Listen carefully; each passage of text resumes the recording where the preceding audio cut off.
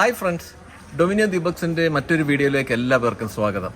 എൻ്റെ ഈ ബാക്ക് ഡ്രോപ്പിൽ കാണുന്ന ഈ പാലസ് കാണുമ്പോൾ തന്നെ നിങ്ങൾക്ക് മനസ്സിലാവും ഞങ്ങൾ എവിടെയാണ് നിൽക്കുന്നതെന്നുള്ളത്. അതെ, പത്മനാഭപുരം പാലസ്. നമ്മളുടെ ആ ഒരു ചരിത്രം ഉറങ്ങുന്ന ആ ഒരു പത്മനാഭപുരം പാലസ് കാണാൻ വേണ്ടിയിട്ടാണ് ഞങ്ങൾ വന്നേക്കുന്നത്.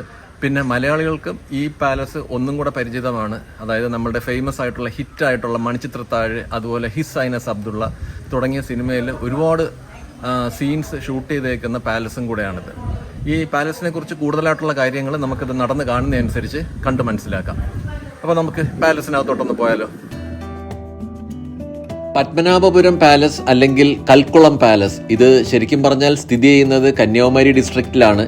ഇപ്പം നമ്മളുടെ പഴയ തിരുവിതാംകൂറിൻ്റെ തലസ്ഥാനമായ പത്മനാഭപുരം എന്ന് പറയുന്ന സ്ഥലത്താണ് ഇത് ശരിക്കും പറഞ്ഞാൽ ഈ ഒരു പാലസ് സ്ഥിതി ചെയ്യുന്നത്. ഇതിന് കൽക്കുളം പാലസ് എന്നൊരു പേരും കൂടെ ഉണ്ട് കേട്ടോ. നമ്മൾ ട്രിവാൻഡ്രത്ത് നിന്നാണ് ട്രാവൽ ചെയ്യുന്നതെന്നുണ്ടെങ്കിൽ NH66 വഴിയാണ് നമുക്ക് പോകാനായിട്ടുള്ളത്. ഏകദേശം ഒരു 53 കിലോമീറ്റർ ട്രാവൽ ചെയ്ത് കഴിഞ്ഞാൽ നമുക്ക് ഈ പാലസിൽ എത്താൻ സാധിക്കും. ശരിക്കും ഈ പാലസ് തമിഴ്നാട്ടിലാണ് ഉള്ളതെങ്കിലുമേ ഇതിൻ്റെ കൺട്രോളും അതുപോലെ ഈ പാലസ് പരിപാലിക്കുന്നതെല്ലാം നമ്മളുടെ കേരള ഗവൺമെൻറ്റാണ്.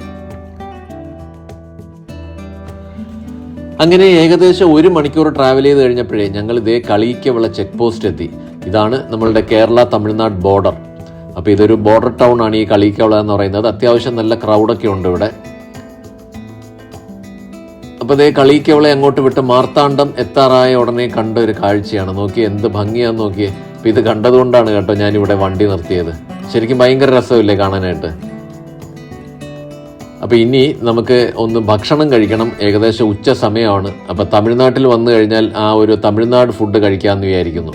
അപ്പോൾ ഇവിടെ ഹോട്ടൽ ചിത്ര എന്നും പറഞ്ഞ് മാർത്താണ്ഡത്ത് തന്നെ ഉള്ള ഒരു ഹോട്ടലാണ്. അപ്പോൾ ഇവിടെ കയറി നമുക്ക് ലഞ്ച് കഴിക്കാം. അപ്പോൾ ഇവരിവിടെ ഇലയിലാണ് ഫുഡൊക്കെ തന്നേക്കുന്നത്.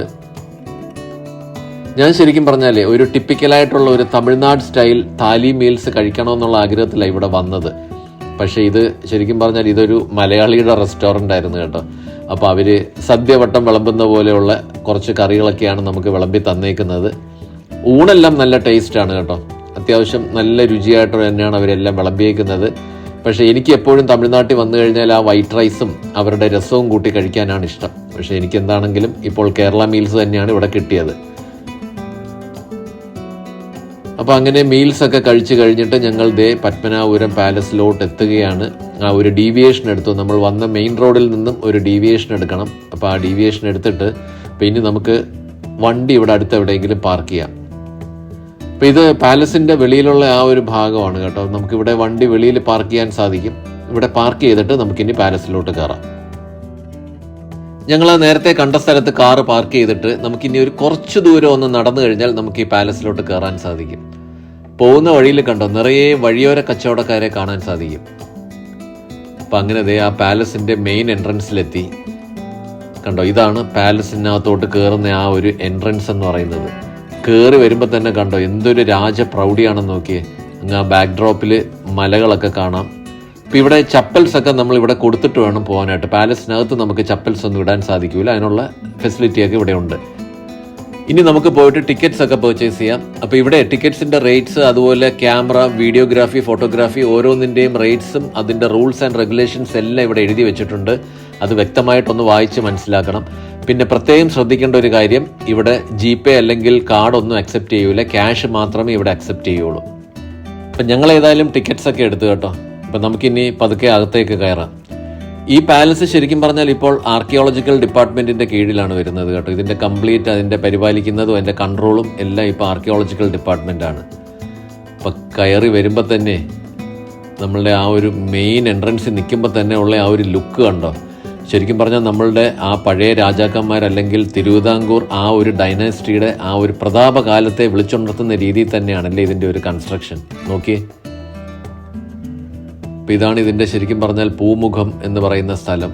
അപ്പം എനിക്ക് ഇവിടെ കൂടുതൽ ആധികാരികമായി പറഞ്ഞു തരാനായിട്ട് ഒരുപാട് കാര്യങ്ങൾ അറിയത്തില്ല. പിന്നെ ഇവിടെ പല സ്ഥലങ്ങളിലും ഗൈഡ്സ് ഒക്കെ അവൈലബിൾ ആണ്. അപ്പോൾ അവരിൽ നിന്നും കിട്ടുന്ന മാക്സിമം ഇൻഫർമേഷൻ ഞാൻ നിങ്ങളുമായിട്ട് ഷെയർ ചെയ്യാം കേട്ടോ. കയറി വരുമ്പോൾ തന്നെ കണ്ടോ, ഇവിടെ കംപ്ലീറ്റ് ഗ്രാനൈറ്റിൽ തീർത്ത ഒരു കട്ടിൽ കാണാം. അതുപോലെ ഇത് ഒരു ചൈനീസ് വ്യാപാരി മഹാരാജാവിന് കാഴ്ചവെച്ച ഒരു കസേരയാണ്. ഗ്ലാസിനുള്ളിൽ ഷോക്കേസ് ചെയ്തിരിക്കുന്ന ഓണവില്ലുകളാണ്. ഓണക്കാലങ്ങളിൽ നാട്ടുപ്രഭുക്കന്മാർ രാജാവിന് സമ്മാനം എന്നത്. ഓക്കെ, ഇവിടെ ഇങ്ങനെ ഒരു സ്റ്റെപ്പ് ഉണ്ട്. ഇത് രാജാവിൻ്റെ മീറ്റിംഗ് ഒക്കെ കൂടുന്ന ആ ഒരു ഹാളിലോട്ടുള്ള സ്റ്റെയർസ് ആണ്. കുറച്ച് സ്റ്റീപ്പായിട്ടാണ്.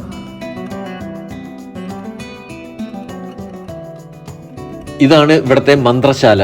അതായത് തിരുവിതാംകൂർ ഭരിച്ചിരുന്ന മഹാരാജാക്കന്മാർ തൻ്റെ മന്ത്രിമാരുമൊത്ത് ഇവിടെ ഇരുന്നാണ് രാജ്യകാര്യങ്ങൾ ചർച്ച ചെയ്യുന്നത്. അപ്പോൾ ആ രാജ്യകാര്യങ്ങൾ ചർച്ച ചെയ്യാൻ വേണ്ടിയിട്ട് മാത്രമായിട്ടുള്ള ഒരു ഏരിയയാണ് ശരിക്കും പറഞ്ഞാൽ ഈ മന്ത്രശാല. 1601 മുതൽ 1744 വരെയുള്ള കാലഘട്ടം. പ്രചരിച്ചതിന് ശേഷമാണ് ഫിനിഷ് ചെയ്യുന്നത്. ഏറ്റവും ഫേമസ് ആയിട്ടുള്ള രാജാവാണ് മാർത്താണ്ഡവർമ്മ. 1790 വരെ അവരിവിടെയായിരുന്നു. ധർമ്മരാജയുടെ കാലഘട്ടം ശേഷമാണ് ഉത്തരാമത്തേക്ക് പോകുന്നത്. പക്ഷെ സമ്പത്ത് പാലസായിരുന്നു. തിരുവനന്തപുരം കാലഘട്ടത്തിൽ ഇത് ട്രാവൻകൂർ ട്രസ്റ്റിന് കൊടുക്കുകയുണ്ടായി. ട്രസ്റ്റ് 1956, 68 കാലഘട്ടങ്ങളിൽ ആർക്കിയോളജിക്ക് കൊടുത്തു. 1956 മുതൽ മ്യൂസിയമായിട്ട് കൊടുത്തു. മന്ത്രശാലയിൽ നിന്നും വെളിയിലേക്ക് ഇറങ്ങിക്കഴിഞ്ഞാൽ നേരെ നമുക്ക് പോകാനായിട്ട് സാധിക്കുന്നത് ഇവിടുത്തെ ഊട്ടുപുരയിലോട്ടാണ്. അപ്പോൾ ഇവിടുത്തെ ഊട്ടുപുര എന്ന് പറഞ്ഞാൽ 2 നിലയായിട്ടാണ്. ഓരോ നിലയിലും 1000 പേരെ ഒരേ സമയത്ത് ഇരുത്തി ഭക്ഷണം കൊടുക്കാൻ സാധിക്കുന്ന തരത്തിലുള്ള ഒരു വലിയ ഊട്ടുപുരയാണ്. ഞാനിവിടെ നിന്ന് വായിച്ച് മനസ്സിലാക്കിയ ഒരു കാര്യം, തിരുവിതാംകൂറിലുണ്ടായിരുന്ന മഹാരാജാക്കന്മാരെല്ലാം ഭയങ്കര ധർമ്മിഷ്ഠരായിരുന്നു. അപ്പോൾ എല്ലാ ദിവസവും 2000 പേർക്ക് ഇവിടെ വെച്ച് സദ്യ കൊടുക്കുമായിരുന്നു എന്നാണ് ഇവിടെ നിന്ന് എനിക്ക് വായിച്ച് മനസ്സിലാക്കാൻ സാധിച്ചത്. ഈ ഊട്ടുപുരയുടെ സൈഡിലുണ്ടല്ലോ അതിവിശാലമായിട്ടുള്ള ജനാലകളുണ്ട്. അപ്പോൾ ഇവിടെ ഇരുന്ന് കഴിഞ്ഞാൽ നമുക്ക് നല്ലൊരു വ്യൂ ആണ് കിട്ടുന്നത്. ഈ കൊട്ടാരത്തിൻ്റെ പല ഭാഗങ്ങളും ഇവിടെ ഇരുന്ന് കഴിഞ്ഞാൽ അതിഭയങ്കരമായ ഒരു വ്യൂയോടുകൂടി നമുക്ക് കാണാൻ സാധിക്കും. അപ്പം ഞാൻ കുറച്ച് നേരം അവിടെ ഇരുന്ന് കണ്ടതിന് ശേഷമാണ് ഊട്ടുപുരയുടെ താഴത്തെ നിലയിലേക്ക് വന്നത്. മുകളിലത്തെ നിലയിൽ കണ്ട അതേപോലെ തന്നെയാണ് താഴത്തെ നില. ഊട്ടുപുരയിൽ നിന്ന് പുറത്തേക്ക് ഇറങ്ങിക്കഴിഞ്ഞാൽ നമുക്ക് നേരെ കാണാൻ പറ്റുന്നത് ഇവിടുത്തെ അമ്മ വീട് അല്ലെങ്കിൽ തായ് വീടാണ്. അപ്പം നമുക്ക് തായ് വീടിന്റെ ഉള്ളിൽ കയറിയിട്ട് അവിടുത്തെ വിശേഷങ്ങൾ ഇനി മനസ്സിലാക്കാം. കൊട്ടാരത്തിൽ ഇവിടെ 14 കെട്ടിടങ്ങളിൽ ആദ്യം പണിയേൽപ്പിച്ച കെട്ടിടം. അതുകൊണ്ട് രമസ്ഥാനം കൊടുത്ത് തായ് കൊട്ടാരം. 16-ാം നൂറ്റാണ്ടിൽ രാജ രവിവർമ്മ കുലശേഖര പെരുമാൾ പണിയേൽപ്പിച്ച കെട്ടിടം. ഇതതിൻ്റെ കന്നിമൂലത്തൂണ് വരിക്കപ്ലാവിൻ്റെ ഒറ്റത്തടി. വാസ്തുപ്രകാരം തെക്ക് പടിഞ്ഞാണ് ആദ്യത്തെ തൂണ്. 4 സൈഡ് 4 വാഴപ്പുകൾ വ്യത്യസ്തമാണ്. അത് ഈ ഒരു വാഴപ്പൂവിനകത്തൊരു വളയം അന്നത്തെ കാലത്ത് അവരുടെ കരയിൽ തെളിയിക്കാനായിട്ട് ഇട്ട് ചെയ്തതാണ്.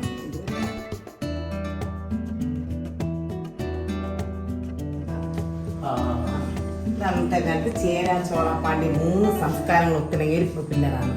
ചേരന്മാരുടെ വാഴപ്പൂ, ചോളന്റെ പാമ്പ്, പാണ്ഡ്യന്മാരുടെ ഗോപുരം. 15-ാം നൂറ്റാണ്ടിൽ ചേരാ ചോള പാണ്ഡ്യ ഒന്നിച്ച് ഭരിച്ചുകൊണ്ട് അവരുടെ സിമ്പിൾ കൊടുത്തിട്ടുണ്ട്. സീലിംഗിൽ 63 താമരപ്പൂക്കൾ കാണാം. സെന്ററിൽ കാണുന്ന ഒരു പൂ മാത്രം 3 തട്ടുകളും ബാക്കിയൊക്കെ 2 തട്ടുകളാണ്. 3-ാമത്തേതിൽ മൂടിയിട്ടുണ്ട്. അത് ബ്രഹ്മ, വിഷ്ണു, ശിവ ത്രിമൂർത്തിയുടെ സംഘടന. തായ് കൊട്ടാരത്തിന്റെ ഉള്ളിലേക്ക് വരുമ്പോഴേ ഇവിടെ ഇങ്ങനെ ഒരു അകത്തളം കാണാൻ സാധിക്കും. ശരിക്കും പറഞ്ഞാൽ ഇവിടെ നിന്നപ്പോൾ എനിക്ക് ഓർമ്മ വന്നത് മണിച്ചിത്രത്താഴ് സിനിമയിലെ പല രംഗങ്ങളാണ്.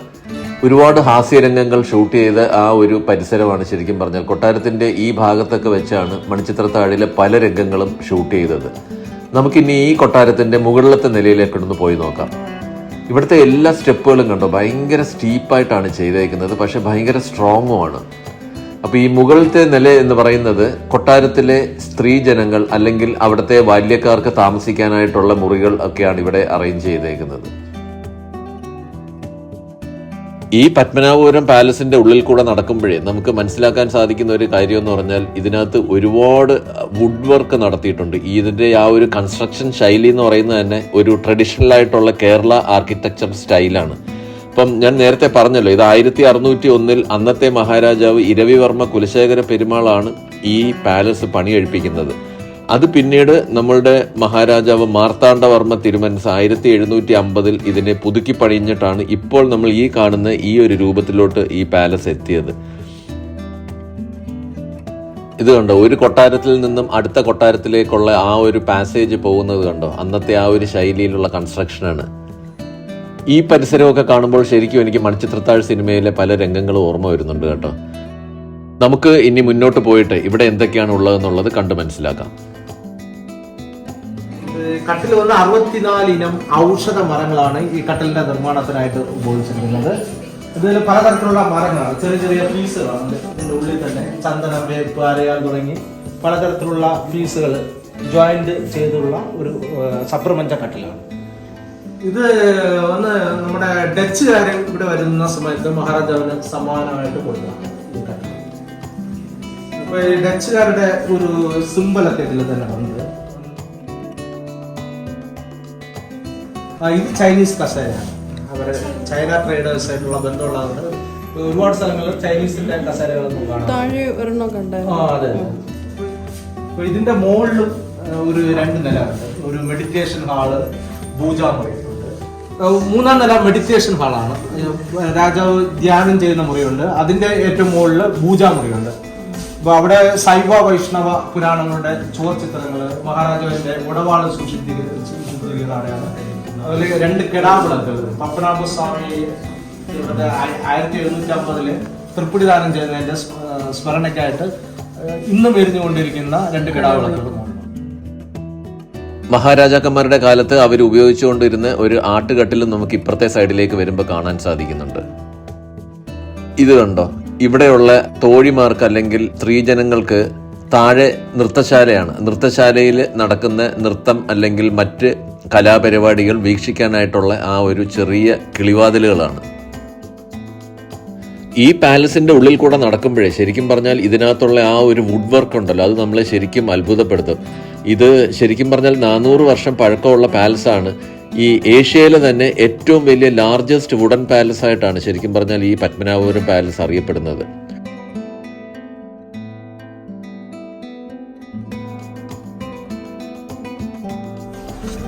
മോഹൻലാലും സുരേഷ് ഗോപി മണിച്ചിത്രത്താഴിനകത്ത് ഇടിച്ചു തുറക്കുന്ന അറ. ഈ കൊട്ടാരത്തിന്റെ ഏത് ഭാഗത്ത് നിന്ന് നമ്മൾ വെളിയിലേക്ക് നോക്കിക്കഴിഞ്ഞാലും നല്ല സൂപ്പർ വ്യൂ ആണ് കേട്ടോ. പിന്നെ നല്ല കാറ്റും ഇവിടെ അടിക്കുന്നുണ്ട്. അത്ര ചൂട് നമുക്ക് ഫീൽ ചെയ്യുന്നില്ല. അതിന്റെ പ്രധാനപ്പെട്ട ഒരു കാര്യം എന്ന് പറഞ്ഞാൽ ഇതിനകത്ത് ഒരുപാട് എയർ സർക്കുലേഷൻ നടക്കുന്നുണ്ട്. ആ എയർ സർക്കുലേഷൻ നടക്കാൻ വേണ്ടിയിട്ട് എല്ലാ മുറികളിലും നിറയെ ജനാലകളുണ്ട്. പിന്നെ തണുപ്പ് വരാനായിട്ടുള്ള ഒരു പ്രധാന കാര്യം ഇതിന്റെ ആ ഒരു റൂഫ് കണ്ടോ, കംപ്ലീറ്റ് ഇങ്ങനെ വുഡ് വർക്കാണ് ചെയ്തേക്കുന്നത്. പിന്നെ ഇതിന്റെ ആ ഒരു തറ, ഒരു പ്രത്യേക മിശ്രിതം ഉപയോഗിച്ചിട്ടാണ് ഇവർ ഈ തറ കൺസ്ട്രക്ട് ചെയ്തേക്കുന്നത്. അപ്പൊ ഇതെല്ലാം കൂടെ ചേരുന്നതുകൊണ്ടാണ് ഈ പാലസിൽ ഇത്രയും തണുപ്പ് ഫീൽ ചെയ്യുന്നത്. ഇതാണ് അമ്പാരി മുഖപ്പ്. അതായത് പണ്ട് മഹാരാജാക്കന്മാർ ഇവിടെ ഉത്സവ സമയങ്ങളിൽ തേരോട്ടം നടക്കും. അപ്പൊ തേരോട്ടം വീക്ഷിക്കാനായിട്ട് മഹാരാജാവ് വന്നിരിക്കുന്ന ആ ഒരു സ്ഥലമാണ് ഈ പറയുന്ന അമ്പാരി മുഖപ്പ് എന്ന് പറയുന്നത്. അതുകൂടാതെ മഹാരാജാവ് പ്രജകളുടെ പരാതികളൊക്കെ കേൾക്കുന്ന ഒരു സ്ഥലവും കൂടെയാണ് കേട്ടോ. പ്രജകൾ താഴെ വന്ന് നിൽക്കും, മഹാരാജാവ് മുകളിലിരുന്നിട്ട് അവരുടെ പരാതികൾ കേൾക്കുകയും അതിനുള്ള പരിഹാരങ്ങൾ പറഞ്ഞു കൊടുക്കുകയും ചെയ്യുന്ന ഒരു സ്ഥലമാണ് ഈ അമ്പാരി മുഖപ്പ് എന്ന് പറയുന്നത്. അമ്പാരി മുഖപ്പിൽ നിന്ന് മുന്നോട്ട് വരുമ്പോഴേ ഇവിടെ ഇങ്ങനെ നീണ്ട ഒരു ഇടനാഴി നമുക്ക് കാണാൻ സാധിക്കും. ഇവിടെ ശരിക്കും പറഞ്ഞാൽ തിരുവിതാംകൂറിന്റെ പഴയ ചരിത്രം അല്ലെങ്കിൽ അന്നുണ്ടായേക്കുന്ന പല പ്രധാനപ്പെട്ട സംഭവങ്ങളെല്ലാം ശ്രീ രാജ രവിവർമ്മ വരച്ച ചിത്രങ്ങളാണ് 2 സൈഡിലെ ചുമരുകളിൽ നമുക്ക് കാണാൻ സാധിക്കുന്നത്. അതിന് ക്ലാരിറ്റി കുറച്ച് കുറവുണ്ട്. ഞാൻ വീഡിയോയിൽ എടുക്കുമ്പോൾ അതിനൊട്ടും ക്ലാരിറ്റി ഇല്ലാത്തതുകൊണ്ടാണ് കേട്ടോ ഞാനത് ക്ലോസപ്പിൽ കാണിക്കാത്തത്. അപ്പോൾ ഇതിൽ താല്പര്യമുള്ള ആൾക്കാർ ഇവിടെ വന്നു കഴിഞ്ഞാൽ നമ്മളുടെ തിരുവിതാംകൂറിന്റെ പല ചരിത്രങ്ങൾ അടങ്ങിയ ചിത്രങ്ങൾ ഇവിടെ കാണാൻ സാധിക്കും. ഈ പടികളൊക്കെ കണ്ടോ, നല്ല തടിയിൽ ചെയ്തു വെച്ചേക്കുന്ന പടികളാണ്. അപ്പൊ ഈ പടികൾ കയറി മുകളിലോട്ട് എത്തിക്കഴിഞ്ഞാൽ നമ്മൾ എത്തുന്നത് ഇന്ദ്രവിലാസം എന്ന് പറയുന്ന കൊട്ടാരത്തിലാണ്. ഇവിടെയാണ് മഹാരാജാവ് വിദേശികളായിട്ടുള്ള സന്ദർശകർക്ക് താമസിക്കാനായിട്ടുള്ള സൗകര്യങ്ങൾ ഒരുക്കി കൊടുത്തിരുന്നത്. അപ്പോൾ ഇതിന്റെ ഒരു കൺസ്ട്രക്ഷൻ തനതായിട്ടുള്ള ആ ഒരു കേരള ആർക്കിടെക്ചർ അല്ല. ഇതിനകത്ത് കുറച്ച് ആ വിദേശികളുടെ ആ ഒരു ആർക്കിടെക്ചറൽ ടച്ചും ഇതിനകത്ത് വന്നിട്ടുണ്ട്. അത് നമുക്കിത് കാണുമ്പോൾ തന്നെ മനസ്സിലാവും. ഇന്ദ്രവിലാസം കൊട്ടാരത്തിൽ നിന്ന് നമ്മളിങ്ങനെ സ്റ്റെപ്പ് ഇറങ്ങി പുറത്തേക്ക് വരുമ്പോഴേ ശരിക്കും പറഞ്ഞാൽ ഈ പാലസിന്റെ ബാക്ക് സൈഡിലോട്ടാണ് നമ്മൾ എത്തുന്നത്. അപ്പോൾ ഇവിടെ വന്ന് നിന്ന് നോക്കിക്കഴിഞ്ഞാൽ നമ്മൾ ഈ പാലസ് കംപ്ലീറ്റ് ആയിട്ടൊന്ന് നോക്കിക്കഴിയുമ്പോൾ നമുക്ക് മനസ്സിലാവും ഇത് ടിപ്പിക്കലായിട്ടുള്ള ആ ഒരു കേരള ആർക്കിടെക്ചർ ശൈലിയിലല്ല ഈ ഒരു പാലസ് ചെയ്തേക്കുന്നത്. അപ്പം നമുക്ക് ഇനി ഇവിടെ നിന്നും ഇതുവഴി നടന്നു കഴിഞ്ഞാൽ ഈ പാലസിന്റെ ബാക്ക് സൈഡിൽ തെക്കേ കൊട്ടാരം എന്ന് പറയുന്ന ഒരു കൊട്ടാരം നമുക്ക് കാണാൻ സാധിക്കും. അതിപ്പോൾ ശരിക്കും പറഞ്ഞാൽ ഹെറിറ്റേജ് മ്യൂസിയമാണ്. അപ്പം നമുക്ക് അതൊന്ന് കാണാം. ഇനി കഴിഞ്ഞുപോയ ഒരു കാലഘട്ടത്തിന്റെ അനുസ്മരണ കൂടിയാണ് ശരിക്കും പറഞ്ഞാൽ ഈ തെക്കേ കൊട്ടാരം എന്ന് പറയുന്നത്. അപ്പോൾ ഈ കൊട്ടാരവും ഈ കൊട്ടാരത്തിനുള്ളിൽ ഒരുപാട് സാധനങ്ങൾ അന്നത്തെ കാലത്ത് ഉപയോഗിച്ചിരുന്ന ആ ഫേർണിച്ചേഴ്സ്, അതുപോലെ പാത്രങ്ങൾ, അങ്ങനെയുള്ള നിത്യോപയോഗമായിട്ട് നമ്മൾ ഉപയോഗിച്ചുകൊണ്ടിരുന്ന പല കാര്യങ്ങൾ നമുക്ക് ഈ കൊട്ടാരത്തിൽ കാണാൻ സാധിക്കും. ഇതെല്ലാം ശരിക്കും പറഞ്ഞാൽ പ്രിസർവ് ചെയ്തേക്കുന്നത് ആർക്കിയോളജിക്കൽ ഡിപ്പാർട്ട്മെന്റ് ആണ് കേട്ടോ. ഇത് ശരിക്കും പറഞ്ഞത് എട്ടുപിറ്റപ്പിള്ളമാരിൽ ധനികനായിരുന്ന കുടമൻ പിള്ളയുടെ വീടാണ്. ഓക്കെ. മാർത്താണ്ഡവർമ്മ കുളന്നുകൊണ്ട് ഇവിടെ കൊണ്ട് വെച്ചതെന്നാണ് പറയുന്നത്. ഈ വീടിൻ്റെ പാലുകാച്ച സമയത്ത് മാർത്താണ്ഡവർമ്മ യുവരാജാവായിരുന്നു. അപ്പോൾ ഈ വീടിൻ്റെ പാലുകാച്ച സമയത്ത് പോയപ്പോൾ ഇതിൻ്റെ ഭിത്തികളൊക്കെ താഴ്ന്നായിരുന്നു. അപ്പോൾ ഒന്ന് വണങ്ങി വേണം ഇത് കയറാൻ, എൻ്റെ തലയിടി. അങ്ങനെ വണങ്ങി കയറിയപ്പോൾ ഒരു കമൻറ്റ് പോയി, ഇത് ധനികനായ കുടമൻപിള്ളയുടെ വീട്ടിൽ യുവരാജാവായാലും വണങ്ങി തന്നെ കയറണമെന്ന്. പിന്നീട് മാർത്താണ്ഡവർമ്മ ഈ പിള്ളമാരുമായിട്ട് തെറ്റുന്ന സമയത്ത് ഈ വീട്, അതായത് പിള്ളമാരെ എല്ലാം കൊല്ലും. അവസാനം ഈ വീടിരുന്ന ഭാഗമെല്ലാം കുളമാണ്. കുടമൻപിള്ളയുടെ വീട് പിന്നെ കുളം തോണ്ടി ഇവിടെ കൊണ്ടുവരും, ബാക്കിയെല്ലാം കുളം തുട്ടി. അന്നത്തെ കാലഘട്ടത്തെ ഒരു നാട്ടുപ്രമാണിയുടെ വീടിന്റെ പൂമുഖത്ത് വന്ന് നിൽക്കുമ്പോൾ കാണുന്ന കാര്യങ്ങളൊക്കെയാണ് ശരിക്കും പറഞ്ഞാൽ ഇവിടെ അറേഞ്ച് ചെയ്തേക്കുന്നത്. പണ്ട് ഉപയോഗിച്ചുകൊണ്ടിരുന്ന ഗ്രാമഫോൺ, അതുപോലെ അന്ന് ഉപയോഗിച്ചുകൊണ്ടിരുന്ന ഫർണിച്ചർ, അങ്ങനെ എല്ലാ കാര്യങ്ങളും നല്ല രീതിയിൽ തന്നെ ഇവിടെ പ്രിസർവ് ചെയ്തിട്ടുണ്ട്. അപ്പോൾ ഇതിനെക്കുറിച്ച് കൂടുതലായിട്ട് അറിയാൻ താല്പര്യമുള്ള ആൾക്കാർ ഇവിടെ വന്നു കഴിഞ്ഞാൽ നമുക്ക് ആ കാലഘട്ടത്തിലെ ആൾക്കാർ ഉപയോഗിച്ചുകൊണ്ടിരുന്ന പാത്രങ്ങളും അങ്ങനെയുള്ള മറ്റു കാര്യങ്ങളും എല്ലാം കാണാനായിട്ട് സാധിക്കും. ഇത് അന്നത്തെ വീടിന്റെ ആ ഒരു നാലുകെട്ടാണ്. എന്തു തന്നെയാണെങ്കിലും ഈ തെക്കേ കൊട്ടാരം അല്ലെങ്കിൽ ഈ ഹെറിറ്റേജ് മ്യൂസിയം ഇത് നല്ല രീതിയിൽ തന്നെ ആർക്കിയോളജിക്കൽ ഡിപ്പാർട്ട്മെന്റ് സംരക്ഷിക്കുന്നുണ്ട്. അത് നമുക്കിത് കാണുമ്പോൾ തന്നെ മനസ്സിലാവും. ഈ ഒരു വീടും അതുപോലെ ഈ വീട്ടിൻ്റെ ഉള്ളിൽ ഉപയോഗിച്ചേക്കുന്ന അല്ലെങ്കിൽ വെച്ചേക്കുന്ന ഡിസ്പ്ലേയിൽ വെച്ചേക്കുന്ന എല്ലാ സാധനങ്ങളും വളരെ നല്ല രീതിയിൽ തന്നെ അവർ അത് പ്രിസർവ് ചെയ്തിട്ടുണ്ട്. അപ്പം നമുക്കിനി വീണ്ടും തിരിച്ച് പാലസ് കോംപ്ലക്സിലോട്ട് തന്നെ വരാം. ഈ പാലസിൻ്റെ കുറേ കാഴ്ചകളും കൂടെ നമുക്ക് ഇനിയും കാണാനായിട്ടുണ്ട് കേട്ടോ. അപ്പോൾ ഈ ശരിക്കും പറഞ്ഞാൽ ഈ പാലസ് കോംപ്ലക്സ് എന്ന് പറയുന്നുണ്ടല്ലോ, ഇതൊരു വാസ്റ്റ് ആയിട്ടുള്ളൊരു ഏരിയയാണ്. ഏകദേശം 6.5 ഏക്കർ ഉണ്ടെന്നാണ് എനിക്ക് അറിയാൻ സാധിച്ചത്. അതുപോലെ ഇതിനകത്ത് 14 കൊട്ടാരങ്ങൾ ചേരുന്നതാണ് ഈ ഒരു കോംപ്ലക്സ് എന്ന് പറയുന്നത്. ഇപ്പം നമുക്ക് ഇനിയിപ്പോൾ ഇവിടുത്തെ കുളപ്പുരയിലോട്ടാണ് പോകുന്നത്. അവിടെ റെസ്ട്രിക്റ്റഡ് ഏരിയ ആണ്. ഇവിടെ പല ഏരിയയും റെസ്ട്രിക്റ്റഡ് ആണ്. എനിക്കിവിടെ ഒന്ന് നിൽക്കുമ്പോഴേ മണിച്ചിത്രത്താഴ് സിനിമയിലെ ചില സീനുകളാണ് ഓർമ്മ വരുന്നത്. കുളപ്പുരയുടെ തൊട്ടടുത്തായിട്ട് തന്നെയാണ് ഇവിടുത്തെ ആ ഒരു കിച്ചൺ ഏരിയ വരുന്നത്. ഈ കിച്ചൺ ഏരിയ ശരിക്കും പറഞ്ഞാൽ ഇതും ഭയങ്കര ഹ്യൂജ് ആയിട്ടുള്ളൊരു ഏരിയയാണ്. നമ്മൾ നേരത്തെ ഇവിടുത്തെ ഊട്ടുപുര കണ്ടല്ലോ. അപ്പോൾ ഈ കൊട്ടാരത്തിൽ എല്ലാ ദിവസവും 2000 പേർക്ക് സദ്യ വിളമ്പിക്കൊണ്ടിരുന്നതാണ്. അപ്പോൾ അതുകൊണ്ട് തന്നെ ഇത്രയും വലിയൊരു കിച്ചണിൽ ഒരുപാട് ആൾക്കാർ നിന്ന് പണിയെടുത്തിട്ടായിരിക്കും ആ 2000 പേർക്ക് ഭക്ഷണം കൊടുത്തത് അല്ലേ. അപ്പോൾ ആ കിച്ചൺ ഏരിയയൊക്കെ കണ്ടിട്ട് പുറത്തോട്ട് ഇറങ്ങി കഴിയുമ്പോഴേ ഇവിടെ ഇതിങ്ങനെ വിശാലമായിട്ട് കിടക്കുകയാണ്. അപ്പം നമുക്ക് ഇവിടെ കറക്റ്റായിട്ട് സൈൻ ബോർഡ്സ് വെച്ചേക്കുന്നത് കൊണ്ടാണ് നമ്മൾ തെറ്റാണ്ട് ഒരു സ്ഥലത്ത് നിന്ന് അടുത്ത സ്ഥലത്തോട്ട് പോകാനായിട്ട് സാധിക്കുന്നത്. ഇത് പുത്തൻ മാളിക എന്താന്നുള്ളത് നമുക്കൊന്ന് നോക്കാം. അമ്മയ്ക്ക് താമസിക്കാനായിട്ട് പണിയെടുപ്പിച്ചതാണ് ഇത്. പക്ഷേ മറ്റേതൊക്കെ ചെയ്ത് കഴിഞ്ഞതിന് ശേഷം അവസാനം ചെയ്തതായിരിക്കും. ഇത് തിരുവനന്തപുരത്ത് പോയതിനു ശേഷം തിരിച്ചു വന്നിട്ട് ചെയ്ത് വർഷത്തിലൊരു 10-15 ദിവസം താമസിക്കും. അപ്പോൾ ഇത് ശ്രീ ചിത്ര തിരുനാൾ മഹാരാജാവിൻ്റെ അമ്മയ്ക്ക് വേണ്ടി താമസിക്കാനായിട്ട് പണി കഴിപ്പിച്ച പുത്തൻ മാളികയാണ്. ഇത് പിന്നീട് മഹാരാജാവ് അദ്ദേഹത്തിൻ്റെ സമ്മർ പാലസ് ആയിട്ട് ഉപയോഗിച്ചു എന്നാണ് ഇപ്പോൾ എനിക്ക് അറിയാൻ സാധിച്ചത്. അപ്പോൾ ഈ പുത്തൻ മാളിക കണ്ട് പുറത്തേക്ക് ഇറങ്ങിക്കഴിയുമ്പോൾ വീണ്ടും നമ്മൾ ഈ കൊട്ടാരത്തിൻ്റെ ആ ഒരു മെയിൻ കോംപ്ലക്സിലോട്ട് തന്നെയാണ് വരുന്നത്. അപ്പം ഇതുവഴി വന്നു കഴിയുമ്പോൾ നമ്മൾ നേരെ വന്ന് എത്തുന്നതേ ഇവിടുത്തെ ആ ഒരു നൃത്തശാല എന്ന് പറയുന്ന ആ ഒരു ഏരിയയിലോട്ടാണ്. മഹാരാജാക്കന്മാരുടെ കാലത്ത് ഒരുപാട് നൃത്ത പരിപാടികൾ അതുപോലെ കലാപരിപാടികൾ നടന്നിട്ടുള്ള ആ ഒരു ഏരിയ കൂടിയാണ് ശരിക്കും പറഞ്ഞാൽ ഈ നൃത്തശാല എന്ന് പറയുന്ന ഈ ഒരു സ്പേസ്. പിന്നെ മലയാളികളെ സംബന്ധിച്ചിടത്തോളം ഈ ഒരു സ്പേസ് വളരെ സുപരിചിതമാണ്. കാര്യം ഹിസ് ഹൈനസ് അബ്ദുള്ള അതുപോലെ മണിച്ചിത്രത്താഴ് തുടങ്ങിയ ഹിറ്റ് മൂവീസിലെ പല ഗാനനൃത്ത രംഗങ്ങളെല്ലാം ചിത്രീകരിച്ചേക്കുന്നത് ഇവിടെ വെച്ചിട്ടാണ്. ഞാൻ നേരത്തെ മുകളിൽ നിന്നിരുന്ന് കാണിച്ച ആ ഒരു കിളിവാതിലില്ലേ, അതാണ് ഈ കാണുന്നത്. ഇതും കിളിവാതിലുകളാണ്. അന്നത്തെ കാലത്ത് സ്ത്രീജനങ്ങൾക്ക് കലാപരിപാടികൾ പൊതുവേദിയിൽ വന്നിരുന്ന് കാണാനായിട്ടുള്ള ആ ഒരു സൗകര്യം ഇല്ലാത്തത് കൊണ്ട് അവർ ആ കിളിവാതിലിൽ കൂടെയാണ് ഈ കലാപരിപാടികളൊക്കെ കണ്ടുകൊണ്ടിരുന്നത്. ഏകദേശം 300 വർഷം പഴക്കമുള്ള വളരെ തലയെടുപ്പോടുകൂടി ഇവിടുത്തെ നടുക്കൊട്ടാരത്തിൽ നിൽക്കുന്ന ഒരു ക്ലോക്കാണ് ശരിക്കും പറഞ്ഞാൽ ഇത്. കണ്ടോ? അപ്പം ക്ലോക്കിൻ്റെ കാര്യം പറഞ്ഞപ്പോഴാണ് സമയം അതിക്രമിക്കുന്നുണ്ട്. നമുക്ക് ഇവിടുത്തെ ആ ഒരു വിസിറ്റിംഗ് ടൈം എന്ന് പറയുന്നത് എല്ലാ ദിവസവും രാവിലെ 9 മണി മുതൽ 12:30 വരെയും പിന്നെ 2 മണി മുതൽ 4:30 മണി വരെയാണ്. തിങ്കളാഴ്ച ദിവസങ്ങളിൽ ഇവിടെ അവധിയുമാണ്. അപ്പോൾ ഇവിടുത്തെ കുറേ ആൻറ്റിക്സ് ഒക്കെ സൂക്ഷിച്ച് വെച്ചേക്കുന്ന ഇവിടുത്തെ ഒരു മ്യൂസിയം ഉണ്ട്. നമുക്ക് പെട്ടെന്ന് അതും കൂടെ ഒന്ന് കുറച്ച് കാഴ്ചകൾ കയറി കാണാം. തിരുവിതാംകൂറിൻ്റെ ചരിത്രവും ആ കാലഘട്ടത്തിലുള്ള പല ചരിത്രപ്രധാനമായിട്ടുള്ള കാര്യങ്ങളും എല്ലാം ഇവിടെ വളരെ വിശദമായിട്ട് തന്നെയാണ് ഈ ഒരു മ്യൂസിയത്തിൽ ഡിസ്പ്ലേ ചെയ്തേക്കുന്നത്. പഠിക്കുന്ന കുട്ടികൾക്ക് അതുപോലെ ഇതിൽ താല്പര്യമുള്ള ആൾക്കാർക്ക് കുറേയേറെ സമയം ഈ മ്യൂസിയത്തിൽ സ്പെൻഡ് ചെയ്ത് കഴിഞ്ഞാൽ ഒരുപാട് കാര്യങ്ങൾ മനസ്സിലാക്കിയിട്ട് പോകാനായിട്ട് സാധിക്കും.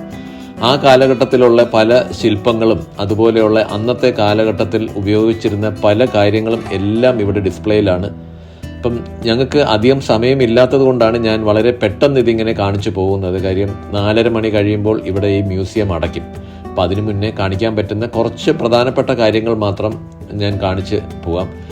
നിങ്ങളിവിടെ വന്നു കഴിഞ്ഞാൽ വളരെ വിശദമായിട്ട് തന്നെ ഇവിടുത്തെ കാര്യങ്ങളൊക്കെ കണ്ട് മനസ്സിലാക്കി പോകാൻ സാധിക്കും. അന്നത്തെ മഹാരാജാക്കന്മാരുടെ കാലത്ത് ഉപയോഗിച്ചുകൊണ്ടിരുന്ന പല കാര്യങ്ങളും ഇവിടെ ഡിസ്പ്ലേയിലുണ്ട് കേട്ടോ. എല്ലാം നല്ല രീതിയിൽ തന്നെ അവർ പ്രിസർവ് ചെയ്തിട്ടുണ്ട്. അതെനിക്ക് ഒരുപാട് ഇഷ്ടമായി. പിന്നെ അന്നത്തെ കാലത്ത് നമ്മളുടെ പടയാളികൾ ഉപയോഗിച്ചുകൊണ്ടിരുന്ന പല തരത്തിലുള്ള വെപ്പൺസ് അതെല്ലാം ഇവിടെ ഡിസ്പ്ലേയിലുണ്ട്. അതുപോലെ നമ്മുടെ മഹാരാജാക്കന്മാർ ഉപയോഗിച്ചുകൊണ്ടിരുന്ന വാളുകൾ, പിന്നെ ഈ കാണുന്നതൊക്കെ ഇതിവിടെ ശിക്ഷാ നടപടികൾക്ക് വേണ്ടിയിട്ട് ഉപയോഗിച്ചുകൊണ്ടിരുന്ന കുറേ കാര്യങ്ങളാണ്. അപ്പോൾ അന്നത്തെ കാലത്ത് അതിഭയങ്കരമായ ശിക്ഷ കൊടുക്കുമായിരുന്നു തെറ്റ് ചെയ്യുന്നവർക്ക്. അപ്പോൾ അതിനനുസരിച്ചുള്ള ഒരുപാട് കാര്യങ്ങൾ ഇവിടെ ഡിസ്പ്ലേയിലുണ്ട്. എല്ലാം എനിക്ക് വിശദമായിട്ട് കാണിക്കാനായിട്ട് പറ്റില്ല കേട്ടോ. അങ്ങനെ വരുമ്പോഴത്തേക്ക് ഈ വീഡിയോ ഭയങ്കര ലെങ്തി ആയിപ്പോൾ. ഇത് ഞാൻ പ്രതീക്ഷിച്ചതിനേക്കാളും ഒരുപാട് കുറേ സമയം നമുക്ക് സ്പെൻഡ് ചെയ്ത് കഴിഞ്ഞാൽ ഈ മ്യൂസിയത്തിൽ നിന്ന് കഴിഞ്ഞാൽ നമുക്ക് ഒരുപാട് കാര്യങ്ങൾ നമുക്ക് മനസ്സിലാക്കിയെടുക്കാൻ സാധിക്കും. എനിക്ക് തോന്നുന്നു മിനിമം ഒരു മണിക്കൂറെങ്കിലും നമ്മൾ ഈ ഒരു മ്യൂസിയത്തിൽ മാത്രമായിട്ട് സ്പെൻഡ് ചെയ്യണം. ഞാൻ ഇത്രയും പ്രതീക്ഷിച്ചില്ല ഇവിടെ ഇത്രയും വിശദമായിട്ടും അതുപോലെ ഇത്രയും നല്ല രീതിയിൽ ഡിസ്പ്ലേ ചെയ്തേക്കുന്ന ഒരു മ്യൂസിയമാണ് ഉള്ളതെന്നുള്ളത്. വെൽ അറേഞ്ച്ഡ് ആയിട്ടുള്ള ഒരു മ്യൂസിയം തന്നെയാണ് ശരിക്കും പറഞ്ഞാൽ ഇത്. അപ്പോൾ എങ്ങനെയുണ്ടായിരുന്നു പത്മനാഭപുരം പാലസിൻ്റെ കാഴ്ചകൾ? കൽക്കുളം പാലസ് അല്ലെങ്കിൽ പത്മനാഭപുരം പാലസ്, കുറേ കാര്യങ്ങളൊക്കെ മനസ്സിലാക്കാൻ സാധിച്ചു അല്ലേ? ഞങ്ങൾക്കും കുറേ കാര്യങ്ങളൊക്കെ മനസ്സിലാക്കാൻ സാധിച്ചു. ഇവിടെ ഉണ്ടായിരുന്ന സ്റ്റാഫ് എല്ലാം ഭയങ്കര കോപ്പറേറ്റീവ് ആയിരുന്നു. അവർ കുറേ കാര്യങ്ങളൊക്കെ നമുക്ക് പറഞ്ഞു തന്നിട്ടുണ്ട്. എന്നാലും നമുക്ക് മനസ്സിലാവാത്ത ഒരുപാട് ചരിത്രം ഇനിയും ബാക്കിയുണ്ട്. അതൊക്കെ കൂടുതലായിട്ട് മനസ്സിലാവണമെന്നുണ്ടെങ്കിൽ നമുക്ക് ഇവിടെ ഒരു ആർക്കിയോളജിക്കൽ ഡിപ്പാർട്ട്മെൻറ്റിൻ്റെ കീഴിലുള്ള ഒരു മ്യൂസിയം ഉണ്ട്. അവിടെ നമ്മൾ കുറച്ച് ടൈം സ്പെൻഡ് ചെയ്യാമെന്നുണ്ടെങ്കിൽ, എസ്പെഷ്യലി പഠിക്കുന്ന കുട്ടികളൊക്കെ ആണെന്നുണ്ടെങ്കിൽ കുറച്ച് ടൈം സ്പെൻഡ് ചെയ്ത് കഴിഞ്ഞാൽ നമുക്ക് ഒരുപാട് നോളജ് ഇവിടെ നിന്ന് നമുക്ക് ലഭിക്കും. എന്ത് തന്നെയാണെന്നുണ്ടെങ്കിലും ഇപ്പോൾ ഈ ഒരു പാലസ് കാണാൻ തോന്നി എന്താണെന്ന് വെച്ച് കഴിഞ്ഞാൽ നമ്മളുടെ മണിച്ചിത്രത്താഴ് സിനിമ റിലീസ് ചെയ്തല്ലോ. അപ്പോൾ അതൊന്ന് കാണാൻ ഇടയായപ്പോഴാണ് ഈ പാലസിൻ്റെ കാര്യം ഓർക്കുകയും ഇതൊന്നുകൂടെ വന്ന് കാണണമെന്ന് തോന്നിയത്. അപ്പോൾ ഇവിടെ വീഡിയോ ഒക്കെ ഷൂട്ട് ചെയ്യണമെന്നുണ്ടെങ്കിൽ നമ്മൾ സ്പെഷ്യൽ പെർമിഷനൊക്കെ എടുക്കണം, സ്പെഷ്യൽ പാസ്സൊക്കെ എടുക്കണം. അല്ലാന്ന് വെച്ച് കഴിഞ്ഞാൽ നമുക്ക് സ്റ്റിൽസ് മാത്രമേ എടുക്കാൻ പറ്റുള്ളൂ. അപ്പോൾ എന്നാൽ കഴിയുന്ന രീതിയിൽ കുറേ കാര്യങ്ങളൊക്കെ ഞാൻ നിങ്ങളിലോട്ട് എത്തിച്ചിട്ടുണ്ട്. അത് നിങ്ങൾക്ക് ഇഷ്ടപ്പെട്ട് കാണുമെന്ന് വിചാരിക്കുന്നു. കുറച്ച് ഇൻഫോർമേറ്റീവ് ആയിരുന്നു എന്ന് ഞാൻ വിശ്വസിക്കുന്നു. ഞാൻ എടുത്തു പറയേണ്ട ഒരു കാര്യം ശരിക്കും പറഞ്ഞാൽ മറന്നുപോയായിരുന്നു. ഇതിനകത്ത് ഒരുപാട് ഈ ആർക്കിയോളജിക്കൽ ഡിപ്പാർട്ട്മെൻറ്റിൻ്റെ കീഴിലും അല്ലാതെയുമായിട്ടുള്ള കുറേ സ്റ്റാഫുകളുണ്ട്. വളരെ നല്ല കോപ്പറേറ്റീവാണ്. നമുക്ക് ഒരുപാട് കാര്യങ്ങളൊക്കെ അവർ പറഞ്ഞു തരും. നമ്മൾ എന്ത് കാര്യങ്ങൾ ചോദിച്ചാലും അവർക്കറിയാവുന്ന രീതിയിലുള്ള ഇൻഫർമേഷനൊക്കെ അവർ പാസ് ചെയ്യുന്നുണ്ട്. അപ്പോൾ ഇവിടെ നമുക്ക് ഈ വീഡിയോ ഷൂട്ട് ചെയ്യാനായിട്ട് പെർമിഷൻ തരികയും അതുപോലെ നമ്മളുമായിട്ട് സഹകരിക്കുകയും ചെയ്ത എല്ലാ സ്റ്റാഫിനും വളരെയധികം താങ്ക്സ് ഉണ്ട്. അപ്പോൾ ഈ വീഡിയോ നിങ്ങൾക്ക് ഇഷ്ടപ്പെട്ടിട്ടുണ്ടെങ്കിൽ ഉറപ്പായിട്ടും ഈ വീഡിയോ ഒന്ന് ലൈക്ക് ചെയ്തേക്കണേ. അതുപോലെ നിങ്ങളുടെ ഫ്രണ്ട്സിന് മാക്സിമം ഈ വീഡിയോ ഒന്ന് ഷെയർ ചെയ്ത് കൊടുക്കുക. നിങ്ങളുടെ വാല്യൂബിൾ ആയിട്ടുള്ള കമൻറ്റ്സ് കൂടെ ഞങ്ങൾക്കൊന്ന് തരണം. പിന്നെ ഞങ്ങളുടെ ഈ ചാനൽ സബ്സ്ക്രൈബ് ചെയ്തിട്ടില്ലാത്തവരൊന്ന് സബ്സ്ക്രൈബ് കൂടെ ചെയ്തേക്കണേ. മറ്റൊരു അടിപൊളി വീഡിയോയുമായിട്ട് അടുത്ത സൺഡേ രാവിലെ 11 മണിക്ക് ഞങ്ങൾ വീണ്ടും വരുന്നതായിരിക്കും. Till then bye.